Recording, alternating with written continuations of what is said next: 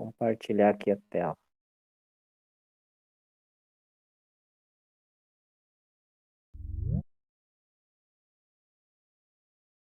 Vou ver aqui.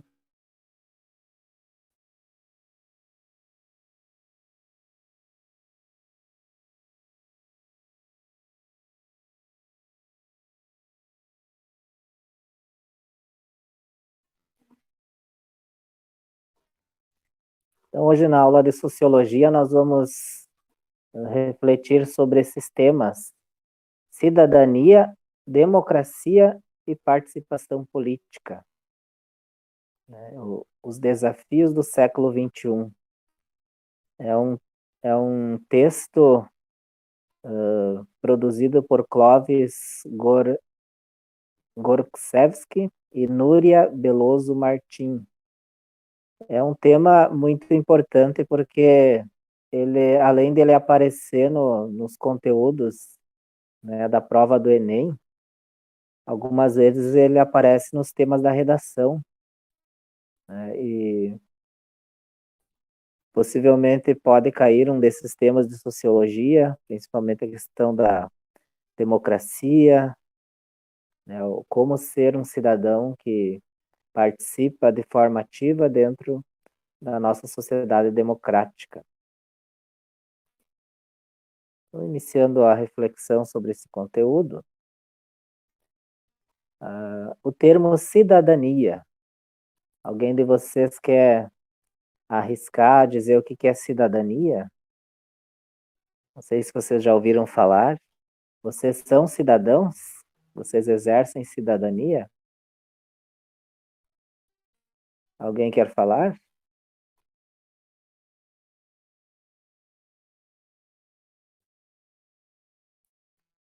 Vocês são cidadãos de Cruz Alta, né? Quais outras cidades que tem aí? Soledade. Você é cidadã de Soledade. Uhum. Eu sou cidadão de Ijuí também.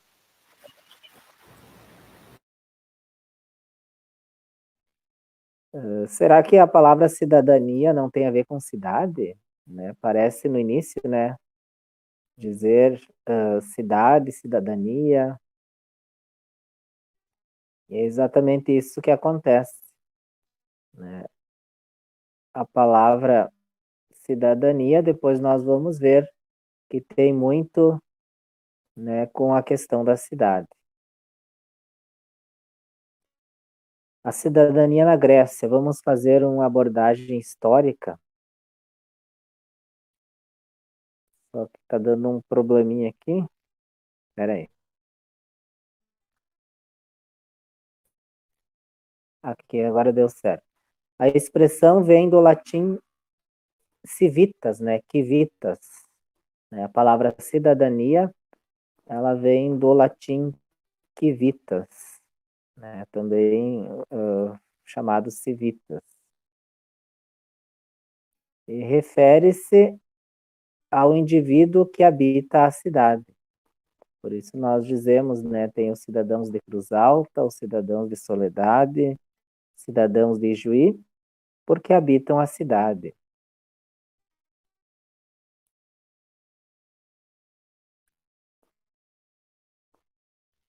Vamos ver a origem e evolução histórica da cidadania. Os primitivos homens, né, aqueles que viviam ali no início da história, nas cavernas, depois eles se tornaram sedentários, começaram a plantar, né? Estes pequenos grupos sociais, né, eles viviam, então, né, comendo frutos, sementes, pequenos vertebrados, e ocasionalmente unindo forças para abater predadores maiores. Vocês já ouviram falar no mamute? Né? O mamute Sim. não existe mais. Uhum. É aquele elefante, né, que tinha as presas na frente. Né? Esse mamute, ele foi, né, ele entrou em extinção porque ele foi muito caçado pelos primitivos, né, pelos homens das cavernas. E para caçar um mamute é preciso de mais do que uma pessoa, né? É preciso de um grupo inteiro. Então, os seres humanos eles se reuniam também para caçar, né? Além de se reunir para colher, né, os frutos, as sementes. Depois eles vão se reunir também para plantar e colher. Compartilhavam o mesmo espaço em grutas, cavernas ou em esconderijos naturais. O que os antropólogos falam, né, os estudiosos da evolução do ser humano, dizem que a nossa passagem do animal para o ser humano, e talvez a nossa passagem do Homo de Neandertal, né, para o Homo sapiens, se bem que o Homo de Neandertal e o Homo sapiens eles conviveram juntos, né? Mas a diferença é que o Homo sapiens ele se comunicava, usava a linguagem, usava os símbolos, né, as pinturas, e o Neandertal ele não se comunicava, né? Ele era um indivíduo isolado, né? E o sapiens ele era, né, um ser que vivia em comunidade, né? Ele já se comunicava e já trabalhava junto, né? Isso permitiu que os sapiens prevalecessem, né? Sobrevivessem e os Neandertal eles acabaram desaparecendo, né? Lembrando toda a questão da teoria da evolução, né? O Australopithecus, o Homo erectus, né? O Homo habilis, o Neandertal, Homo sapiens. Agora sim, a cidadania na Grécia.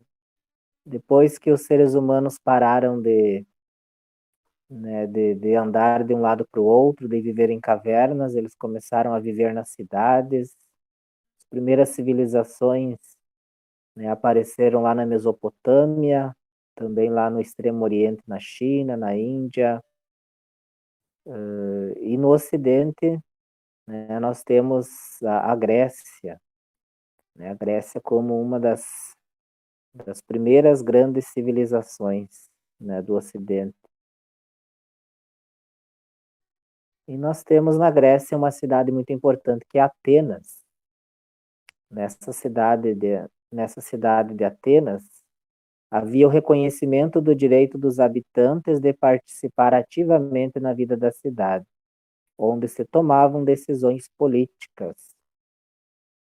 A Grécia também é o berço da filosofia ocidental e os filósofos se encontravam na praça pública, chamado de Ágora, e ali eles debatiam também os temas da cidade.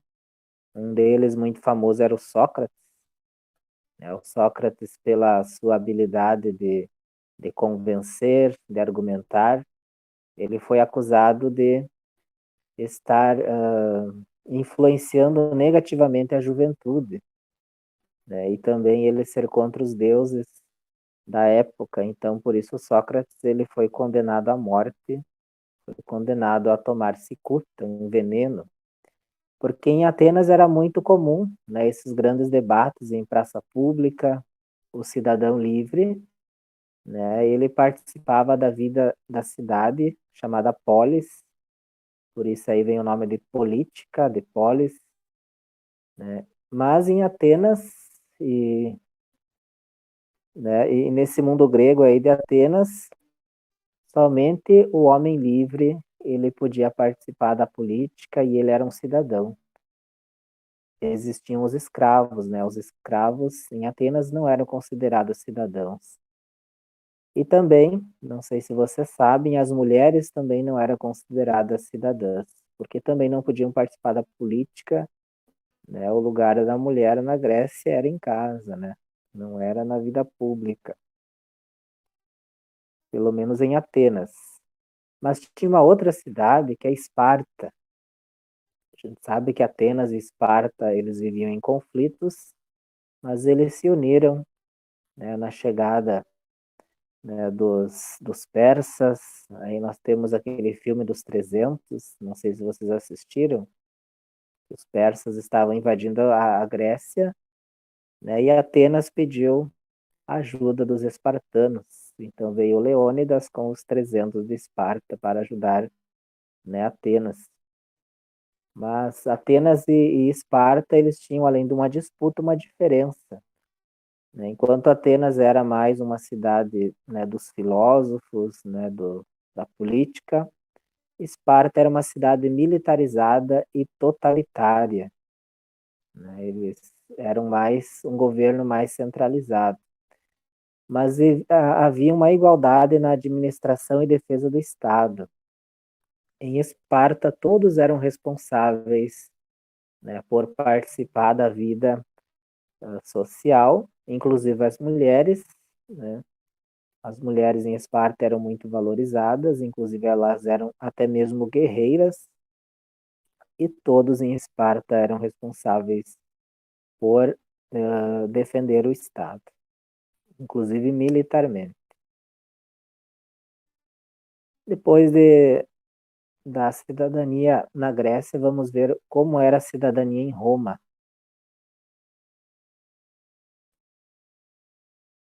Roma começa como uma cidade-estado, também como os gregos viviam em cidade-estado, e ele passa, num determinado momento, a ser uma república, né? E nessa república,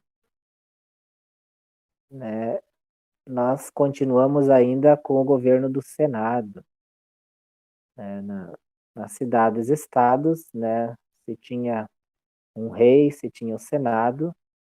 Na república se divide, então, o governo, mas o Senado ele permanece, né? Senado é o governo, né, em que alguns homens importantes da época eram considerados, né, aqueles que orientavam a política, né, os senadores.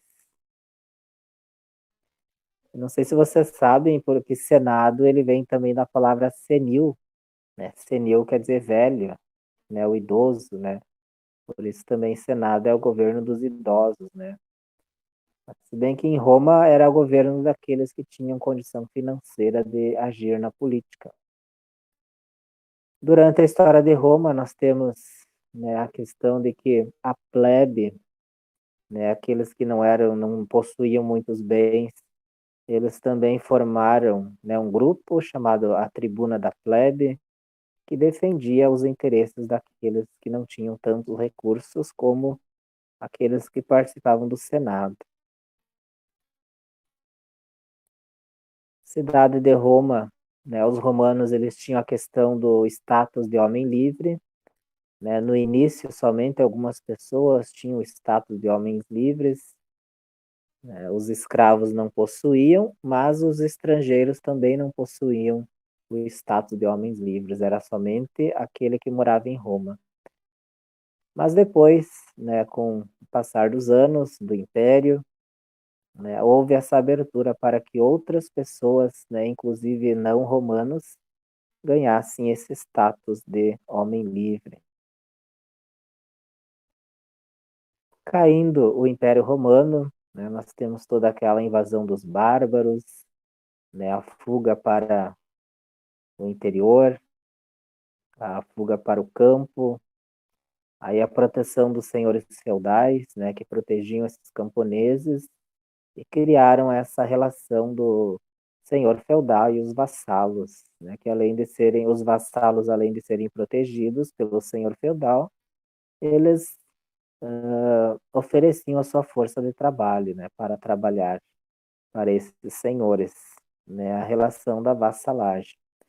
Então, na Idade Média, algo muito importante é a importância da igreja, né, é a liderança que a igreja tem sobre as pessoas, inclusive sobre os reis.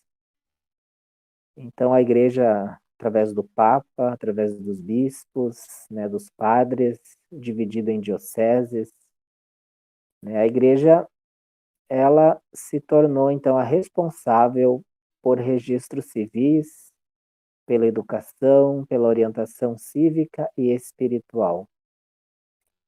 Por muito tempo, né? Aqui no Brasil, se eu não me engano, acho que até a Constituição de 1888, né, era a igreja que registrava os nascimentos, né, a certidão de batismo, os casamentos também era a igreja que fazia, né, e na Idade Média, né, era somente a igreja que fazia esses registros, né, registro de quem nascia, de quem casava, de quem morria, de quem era cidadão e de quem não era cidadão.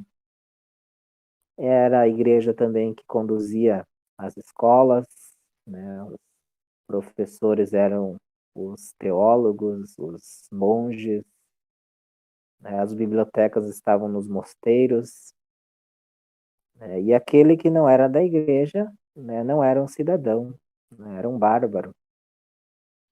Mas até mesmo os bárbaros foram evangelizados. Esse modo de se conhecer como cidadão, né, aqueles que faziam parte da igreja, com o final da Idade Média, né, com o surgimento da burguesia, né, a burguesia eram esses camponeses que depois foram morar na cidade, nos muros, chamado Burgos. Ali eles construíram, né, os seus,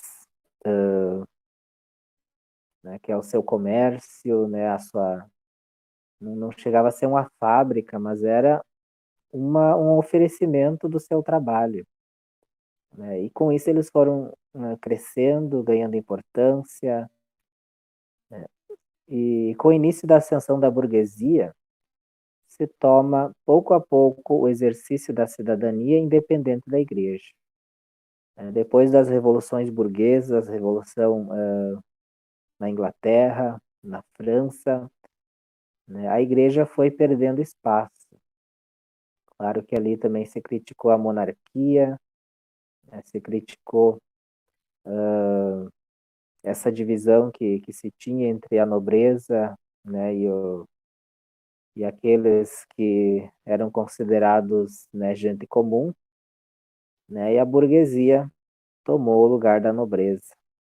E também ela diminuiu o poder da igreja, né? Nesse sentido, também algumas coisas que antes eram religiosas se tornam civis, inclusive a educação, né? A educação passa a ser algo, né, não mais da igreja, mas dos civis.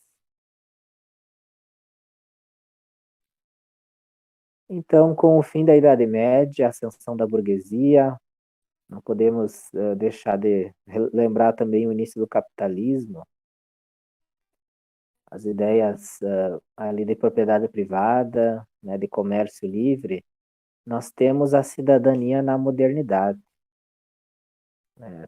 Claro que essas etapas vocês estudam também na história, né? Mas a gente vai buscar um pouco esse resumo desses períodos para nós entendermos como o conceito de cidadania, de democracia e de participação chegaram nos dias atuais.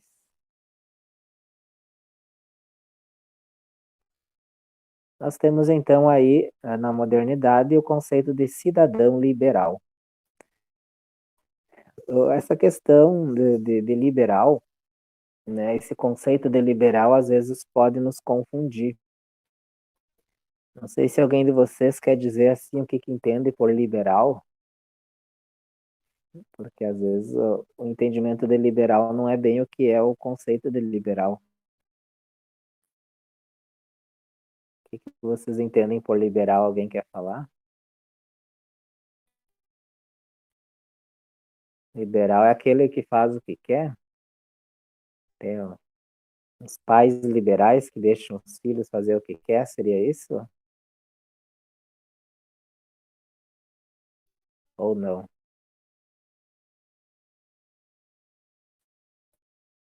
É, para ajudar vocês na reflexão, né, o cidadão liberal é aquele que considera que a liberdade é um direito natural, né, que todos nascem livres e todos podem, a partir da sua liberdade, conduzir a sua vida, e principalmente dentro do comércio, né? Antes de surgir o conceito de liberalismo comercial, né, do conceito de que o comércio ele deve ser livre, nós tínhamos um comércio muito ligado, né, aos países, aos reis, né,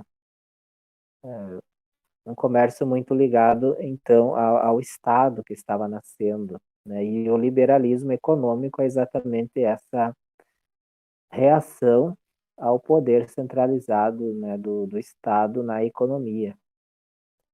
Por isso, ser liberal na economia significa também ser contra a influência do Estado. Nessa questão do liberalismo, nós temos o individualismo, né, os direitos individuais e o mercado como mecanismo regulador e distribuidor de recursos. Né? Então, esse cidadão liberal, ele acredita que o indivíduo é superior ao Estado e superior à comunidade.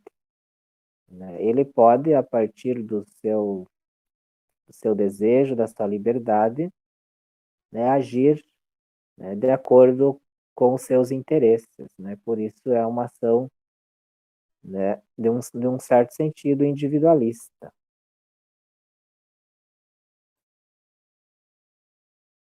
Aí nós temos um outro conceito que é o justnaturalismo, um justnaturalismo racional, que ele então justifica, né, a liberdade, justifica até mesmo a criação do Estado, não como algo divino, como se pensava anteriormente na Idade Média, e depois, né, alguns teóricos da monarquia vão dizer que o rei, né, o rei, ele foi colocado no mundo por Deus, né, ele existe porque Deus quis, né, o poder existe porque é um poder que vem direto de Deus. No justnaturalismo, né, se pensa que não, né, que racionalmente o ser humano ele nasce livre e ele, então, a partir da sua liberdade, ele escolhe alguém para que possa governar. Né? Essa é a ideia, né, do fundamento do poder através da liberdade humana e da razão humana. As ideias liberais, o conjunto de ideias contra o poder ilimitado do Estado, a autoridade absoluta da Igreja. Se a pessoa pensa que ela já nasce livre e essa liberdade faz com que ela possa autorizar ou não alguém a governá-la, isso já questiona o próprio poder divino do rei, o poder divino da autoridade e até mesmo da igreja. Né? Até mesmo a igreja vai ser questionada, né, no seu poder. Continuar aqui.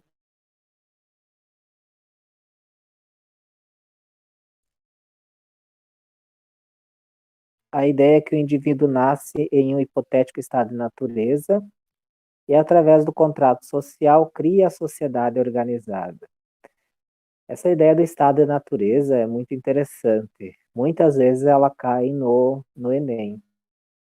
O que nós vamos dizer assim que é o estado de natureza? Vamos refletir assim que hoje nós vivemos em sociedade, hoje nós obedecemos regras e quem não obedece regras, né, pode ser preso, né, pode sofrer uma sanção. Mas imaginamos um mundo sem regras. Como seria? O que vocês acham? Como seria um mundo sem regras se cada um pudesse fazer o que bem entendesse? Consegue imaginar?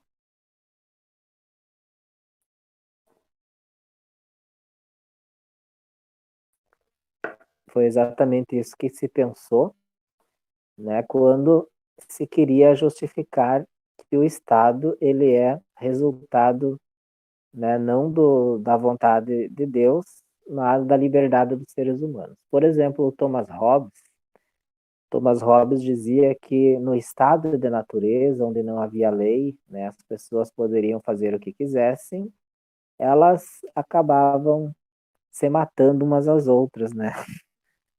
Ele diz assim, né, já citando uma frase latina, né, que o homem é o lobo do homem no estado de natureza. Já o Rousseau, Jean-Jacques Rousseau, dizia que no estado de natureza, né, nós éramos como os índios, né, como bons selvagens, né, nós vivíamos em paz, mas o que nos torna competitivos, né, o que nos torna maus é a sociedade. Depois que nós começamos a viver em sociedade, nós deixamos de ser bons. Aí nós nos tornamos competitivos, invejosos, gananciosos, né? Bem diferente a ideia do Hobbes, né? O Hobbes dizia que no estado de natureza nós éramos maus e a sociedade nos impediu de nos matarmos uns aos outros, enquanto que Rousseau dizia que, né, antes da sociedade nós éramos bons, é a sociedade que nos tornou maus. Mas essa reflexão do estado de natureza é a reflexão, né, do que aconteceria, né, do que existia antes do nosso estado, né, antes de nós vivermos em sociedade. Então se acreditou que a liberdade é algo natural, né, algo que nós já nascemos livres e depois nós abdicamos de uma parte dessa liberdade para sermos governados por alguém, né, que vai ou manter a ordem ou garantir os nossos direitos, como a propriedade privada ou mesmo até mesmo a liberdade. O cidadão social. Estado de bem-estar social, conceito de cidadania, passa a significar ter direitos sociais. Então, cidadão é aquele que tem direitos a ter direitos.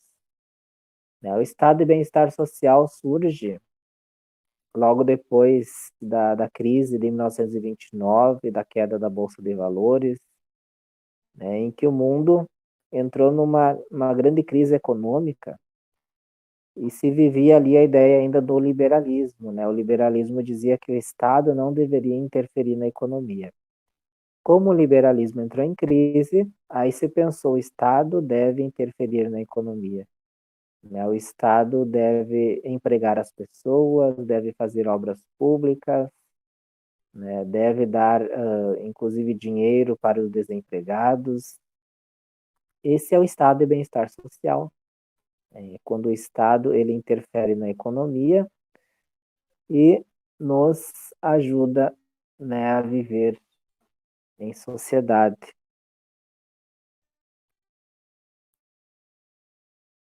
A pobreza passa a ser vista não mais como uma questão individual, mas social que exigia intervenção política.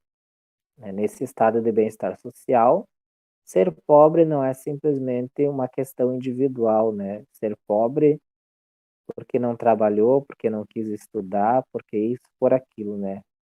Ser pobre aqui é uma questão de que o Estado deve ajudar essa pessoa, independente por que ela chegou nesse estado de pobreza. O Estado se transforma em uma máquina pesada pelos vícios da burocracia. Isso é uma interpretação que se tem desse estado de bem-estar social. É um estado que, por ele investir bastante, né, nas pessoas, principalmente naqueles que são pobres, naqueles que não têm, e o dinheiro para isso vem dos impostos, né? Então se diz que às vezes esse estado, né, ele fica muito burocrático, né? Ele fica muito grande. E aí vem a questão da toda a crítica ao estado de bem-estar social, inclusive a crítica ao volume dos impostos. Começa então a surgir objeções contra o assistencialismo, principalmente a ideia de que a assistência serve para manter os pobres preguiçosos, castrando qualquer iniciativa econômica, criando legiões de mendigos e aproveitadores. Só vou dar uma pausa aqui para nós percebermos que essa crítica ao estado de bem-estar social não é algo tão diferente do que se faz hoje, né? Não sei se vocês já ouviram essa crítica, né? Que às vezes o Estado dá dinheiro para quem não se esforça, né? Eu não estou dizendo que eu defendo isso, mas é uma crítica que se faz, mas é claro que eu acredito que o Estado ele deve, né, olhar sem julgar as pessoas, né?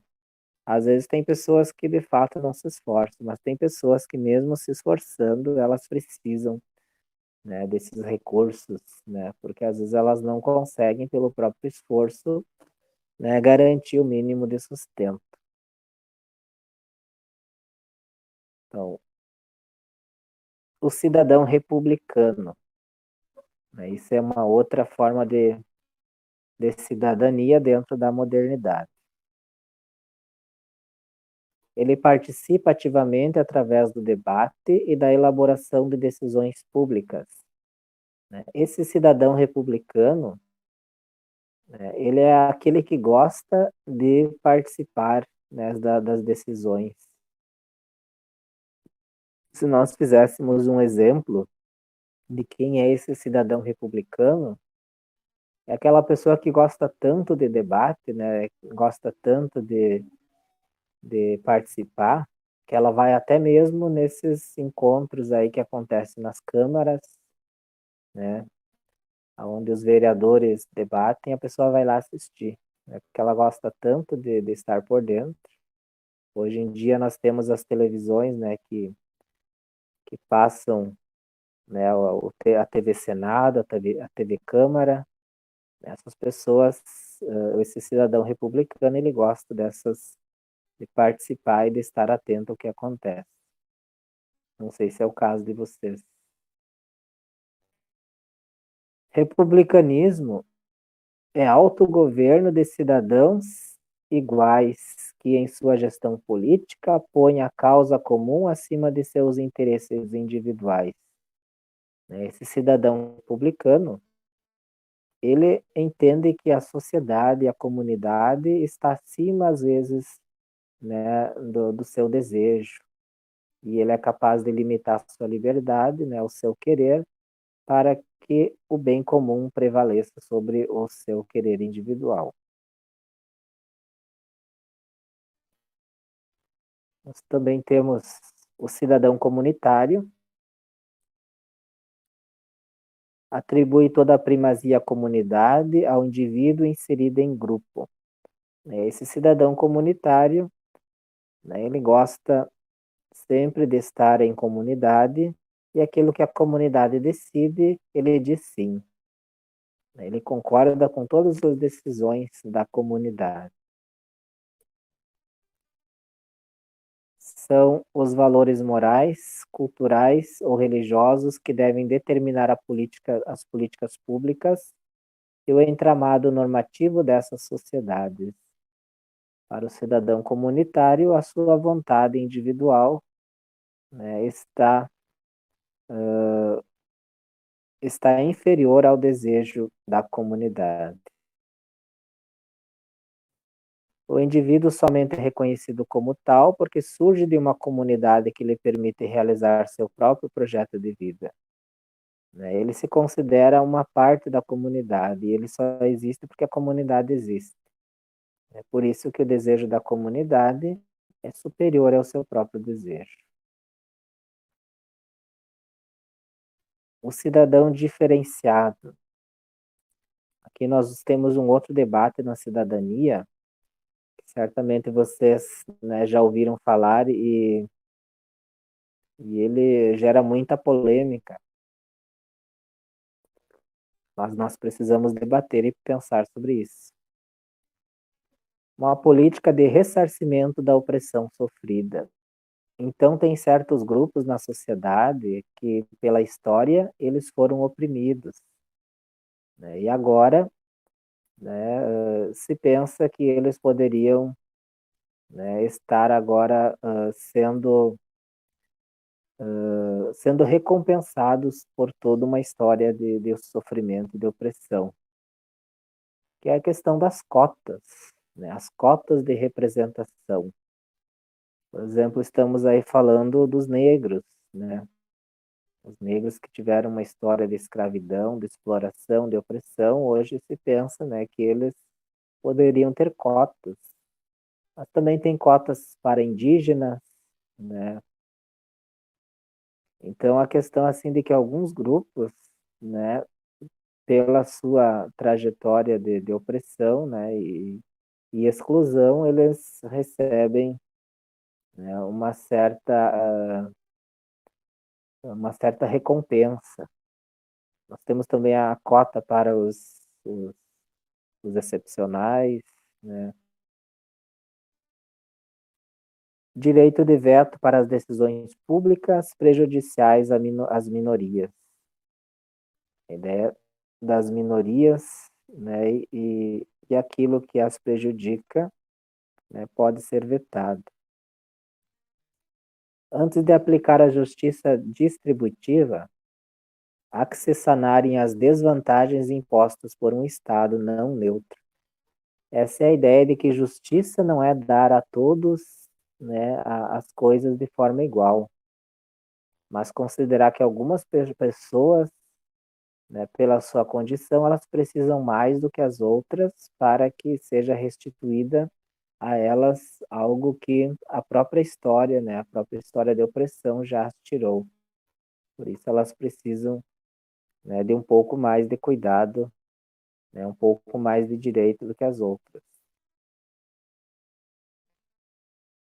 Dentro disso, nós temos a necessária revisão do conceito de cidadania, né? Nós vimos lá no início que cidadania tem a ver com cidade, aquele que mora na cidade, aquele que é acolhido e defendido, né, pelo Estado, mas chega então num limite que é necessário repensarmos o conceito de cidadania e ampliarmos até mesmo esse conceito, que é o caso da cidadania quando ela é vinculada a uma nacionalidade e o princípio da dignidade humana. O que nós queremos dizer com isso? Se nós reduzirmos o conceito de cidadania a uma pessoa que vive em determinada cidade ou determinado país, quando nós pensamos nos estrangeiros, né? Os estrangeiros, eles têm ou não têm cidadania? Eles devem ou não devem ser tratados, né, cuidados e protegidos?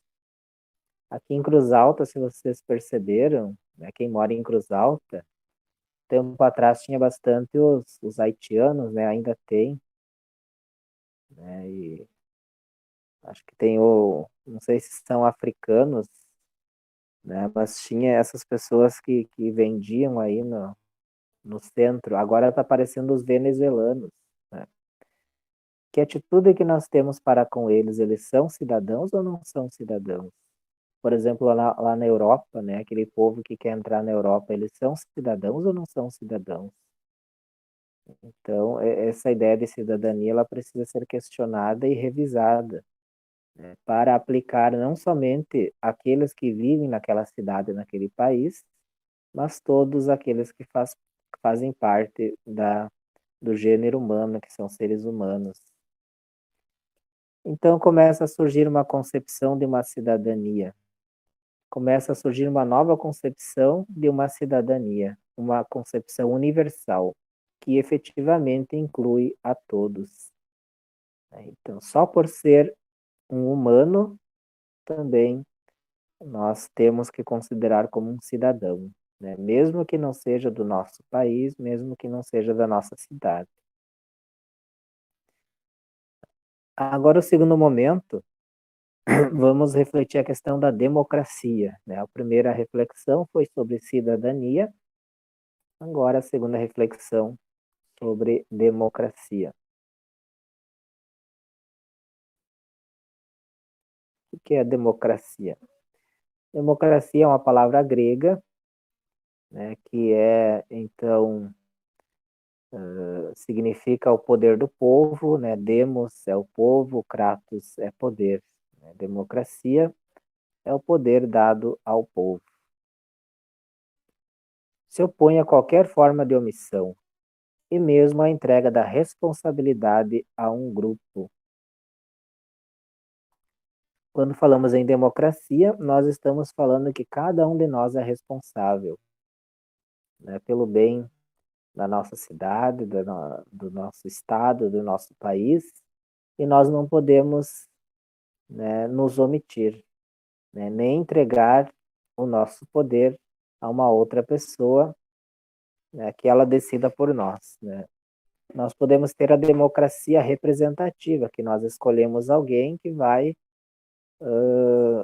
né, naquele momento estar nos representando, mas nós não podemos nos omitir da nossa responsabilidade de cidadão e de alguém que vive numa democracia. Vamos ver um pouco então a história das primeiras organizações democráticas, né? E nisso também nós estamos falando de política. No século V a.C., Confúcio, né, lá na China, né, naquela região lá do Extremo Oriente, pregava aos governantes que a autoridade não deve ser exercida pela força física, e sim pela virtude e pelo bom exemplo. Isso é muito claro hoje em dia, né, quando os próprios pais já perderam a autoridade da força física.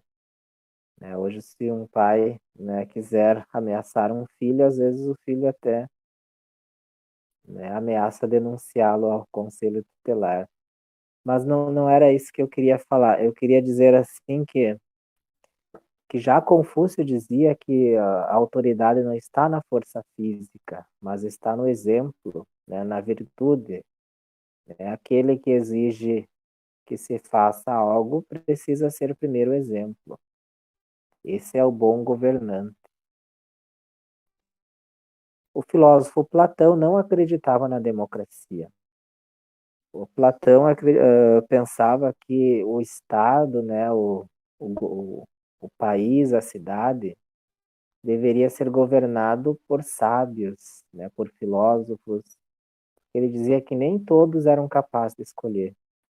Tinham pessoas que não chegariam, né, à capacidade de fazer boas escolhas. Por isso, a escolha deveria ser entre as pessoas, né, que eram consideradas intelectuais. Por isso, Platão, ele não era muito a favor da democracia. Né? Ele criticava também os filósofos sofistas, né, que eles falavam sobre verdade, sobre democracia, mas eles mesmos não acreditavam na existência da verdade.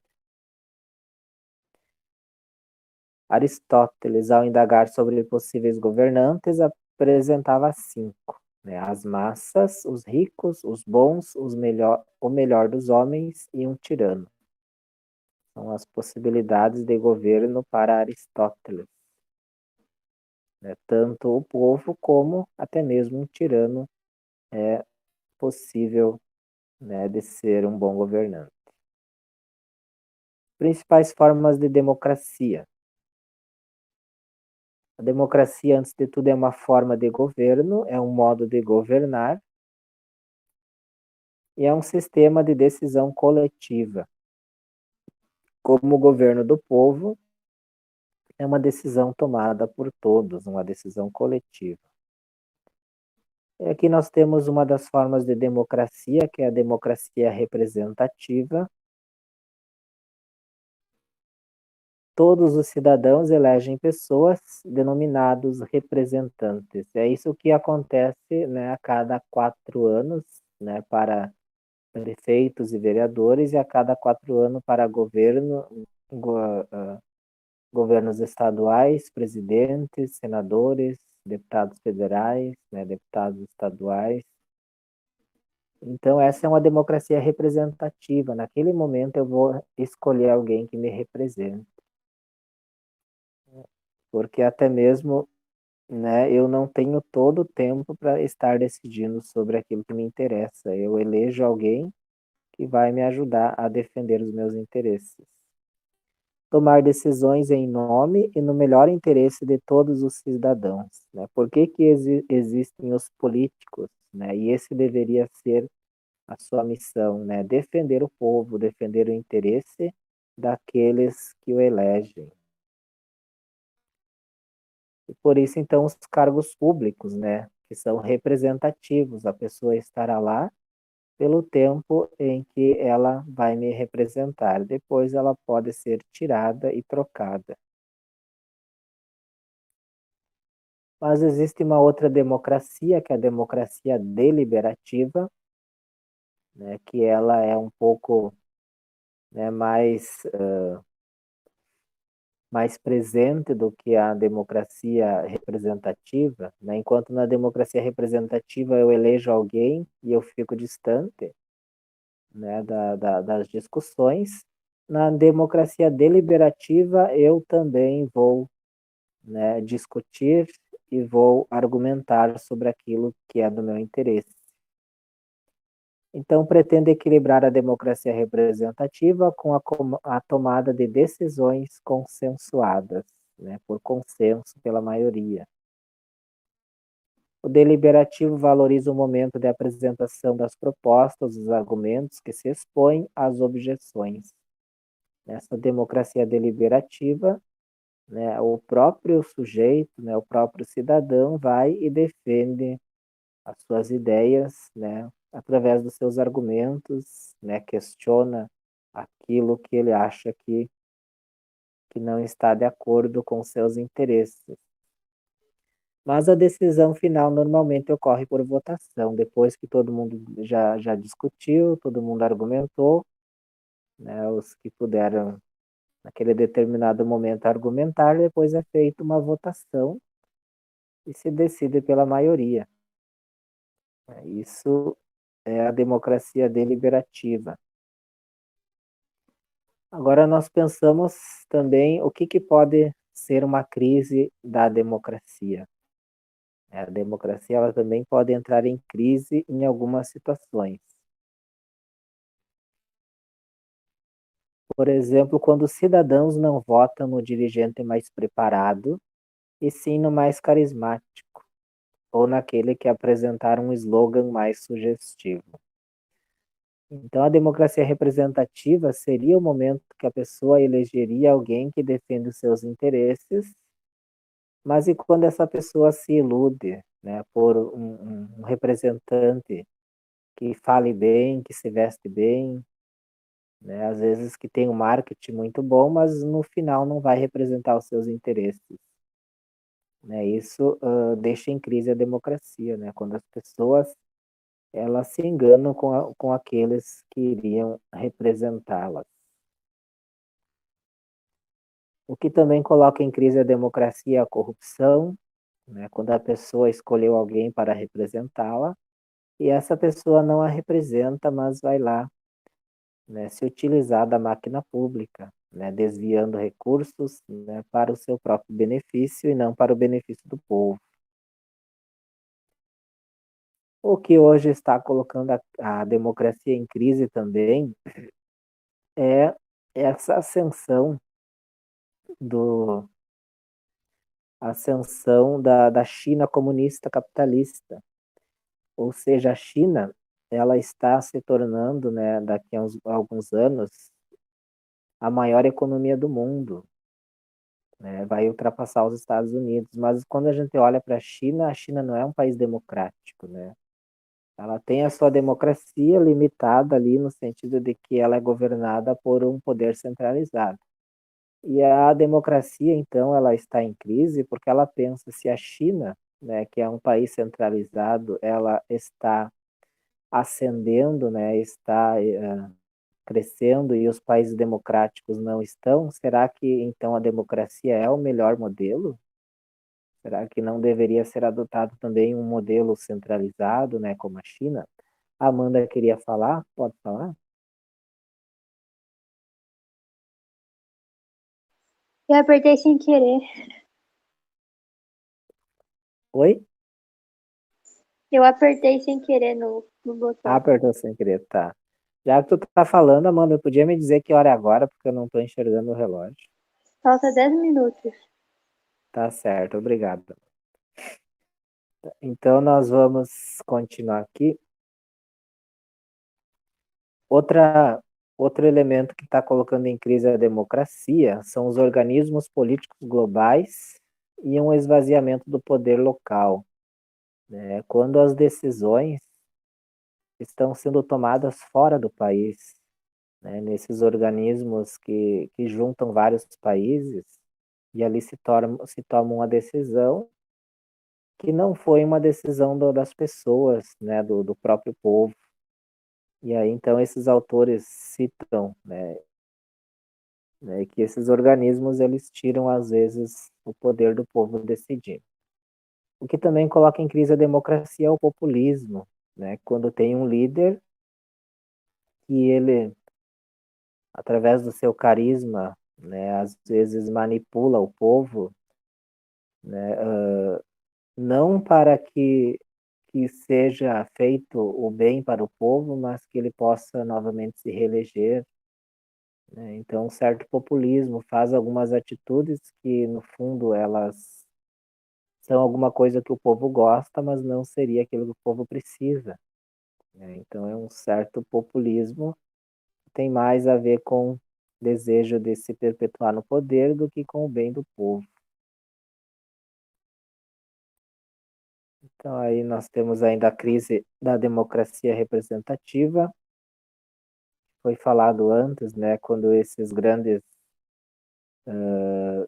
as grandes decisões são tomadas fora do próprio país.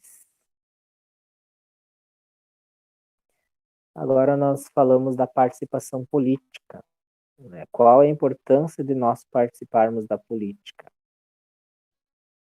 Participar, do latim participare, significa tomar parte em algo, pertencer a, mas também significa fazer saber, informar, anunciar, comunicar. Porque quando nós vivemos em sociedade, às vezes nós temos diferentes objetivos, né? E às vezes esses objetivos, esses gostos, né? Essas visões, elas entram em choque umas com as outras. E a função da política é fazer com que essas diversas visões possam dialogar e chegar num acordo, né? Chegar num caminho. Para o cidadão é poder escolher entre as possibilidades a que atente melhor suas expectativas e interesses, né? Nós participamos na política para que os nossos interesses possam ser atendidos diante de outros interesses, né? Diante de outras visões. Existem outras modalidades de participação política, por exemplo, as greves, né, é uma forma de reivindicação, né, de que nossos interesses sejam atendidos, manifestações. Aqui em Cruz Alta, o mês passado, teve aí a questão da escola Idebrando, né, que se disse que iria fechar, a comunidade se reuniu, né, fez manifestação, né, e me parece que foi mudado de ideia ou foi esclarecida a situação, né, mas as manifestações também são formas de participação, né, na política. As passeatas também são formas de participação política, que não dependem, então, dos nossos representantes, que estão para, né, ser a voz do povo, mas quando eles não são, o próprio povo, né, sai às ruas para dizer o que eles querem. Então, nós temos instrumentos de participação política, como os orçamentos participativos, né, que é uma forma como alguns governos chamam a população para decidir, né, onde deve ser investido o dinheiro. Iniciativas legislativas populares, né, quando o povo se reúne, faz abaixo-assinado, né, faz moções, né, e leva para os vereadores, os deputados. Qual é o fundamento da participação política? O princípio da igualdade de direito. Todos nós temos direito e ninguém tem um direito mais do que o outro. E quando nós pensamos que somos iguais, nós também podemos, né, requerer que os nossos interesses sejam atendidos. Necessidade que cada indivíduo desenvolva ao máximo seus próprios talentos, Cada homem deve participar nas atividades de todas as instituições políticas, sociais e educativas que o afetam. Participar é assumir responsabilidade para construir conjuntamente uma sociedade na qual o homem é o principal protagonista. Essa nossa sociedade, nós somos responsáveis e protagonistas de construí-la. Ninguém de nós pode se abster dessa responsabilidade. Acredito que estamos quase chegando no horário, mas agora o último slide eu queria dedicar a um tema que eu vou retomar em outras aulas, que são os movimentos sociais, que ele cai muitas vezes no Enem, né? A questão dos movimentos sociais. É interessante vocês estudarem, né? Porque além de cair na prova, ele pode cair também na redação. Né? A participação política coletiva aos movimentos sociais. Articulação e outras formas de se fazer política através de canais e instrumentos diferentes daqueles tradicionalmente oferecidos pelos partidos políticos. Quando as pessoas percebem que os partidos, né, os políticos que eram seus representantes, não estão buscando os interesses do povo, né, aquele grupo se reúne e forma um movimento social.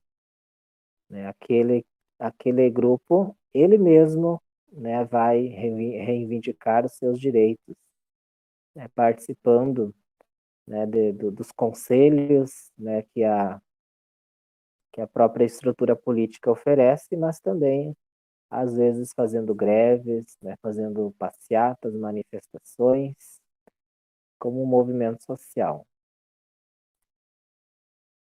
Então, quando um grupo de pessoas convencidas de que nem o Estado, nem os partidos políticos ou grupos de interesse estabelecidos abordam corretamente suas reivindicações, organizam uma ação coletiva e suscitam a adesão de um grupo numeroso de ativistas para atrair a atenção dos poderes públicos. Então, os movimentos sociais existem para pressionar os políticos, né, para que os seus interesses sejam atendidos. Vamos ver aqui que hora nós estamos. 8h27. Bem, então, obrigado pela participação. Né? Logo mais nós teremos a aula com a professora Melanie, que ela semana passada tomou a vacina e não pôde dar aula. Então, essa semana ela vai dar 2 aulas. Acho que uma foi terça e hoje é a segunda aula dela, que para seguir o cronograma para ela não se atrasar. Alguma pergunta?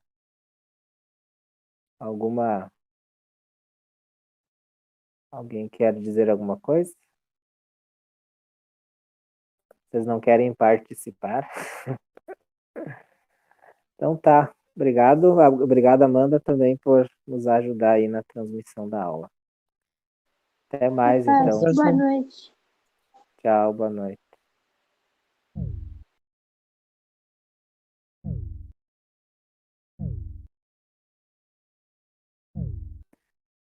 Então tá. Obrigado, Amanda. Daí você transmite a aula da professora também?